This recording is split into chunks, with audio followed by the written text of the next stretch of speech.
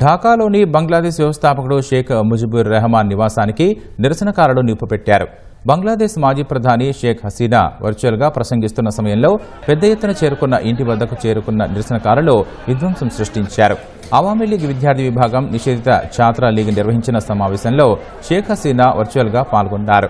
హసీనా ప్రసంగిస్తే ఆమె తండ్రి షేక్ ముజిబుర్ రెహమాన్ ఇంటిని ధ్వంసం చేస్తామని నిరసనకారులు ముందే హెచ్చరించారు. ఆమె వర్చువల్గా ప్రసంగం మొదలుపెట్టగానే మ్యూజియంగా మార్చిన ఆమె తండ్రి ఇంటిపై దాడులు చేశారు, నిప్పు పెట్టారు. ఈ చర్యను తప్పుపట్టిన హసీనా ఆ ఇల్లు బంగ్లాదేశ్ చరిత్రలో గొప్ప చిహ్నంగా ఉందని పేర్కొన్నారు. అందుకే ఈ ఇంటిని చూసి యుఎస్ ప్రభుత్వం భయపడుతోందని విమర్శించారు. వాళ్లు ఇంటిని కూల్చగలరేమో గానీ దేశ స్వాతంత్రాన్ని కూల్చలేరని ఆమె వ్యాఖ్యానించారు. చరిత్రను చెరిపివేయలేరని స్పష్టం చేశారు. బంగ్లా తాత్కాలిక ప్రభుత్వంపై పోరాడాలని పిలుపునిచ్చారు.